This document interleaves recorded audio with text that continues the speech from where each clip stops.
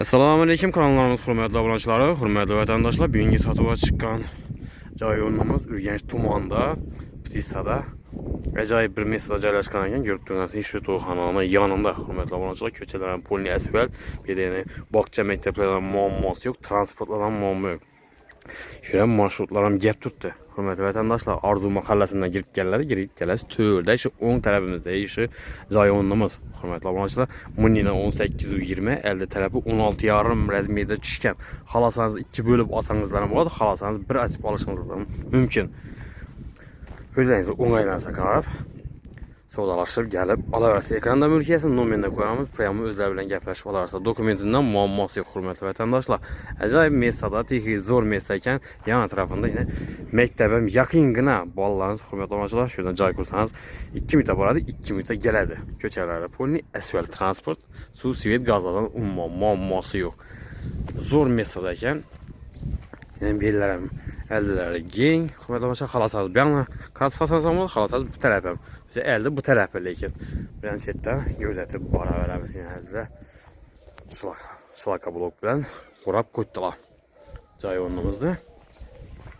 Yerlar ham şlaka blok bilan o'ralgan shu elde tarafı. Hurmatli vatandoshlar. Munina 16,5, uzunluğu 1820 razmerda tushgan. 300 kvadrat metr. Yani 150 kvadrat, yani 150 kvadrat. Xalasangiz shu yarısından bölüp olsangiz ham bo'ladi. Ağaylar için dim acayip yanmayan salaman değerler için. Qiziqqan olsa bemalol telefon qilaversa, gelip üstünde mülkiyeti bilan savdolashib olasiz. Dokumentdan muammosi yo'q, glavniy dokumenti tayyor, to'g'ri oformlgan bo'ladi. Hurmatli vatandoshlar, hozirdan o'tirib beriladi. Ko'rib turganingizdek, ajoyib joy. Shan tarafini ham ko'rsatib o'taman. Hurmatli obunachilar, videomiz to'liq ko'p bo'lsa, yengizlar shan taraflari. Suv, svet, gaz, bog'cha, maktab. Bu o'zlardan umuman muammosi yo'q. Hazlar ajoyib mesada, Ptisani boshi Orzu mahallasidan kirib kelsangiz, to'yxonaning yon boshida joylashgan o'zi. Zo'r mesada joylashgan ekan. Qiziqqan bo'lsa bemalol kelaverasizlar yine. Mesalari zo'r bu yerda, maktablar ham bor, magazinlardan ham muammosi yo'q, transportlar gap turibdi yonida.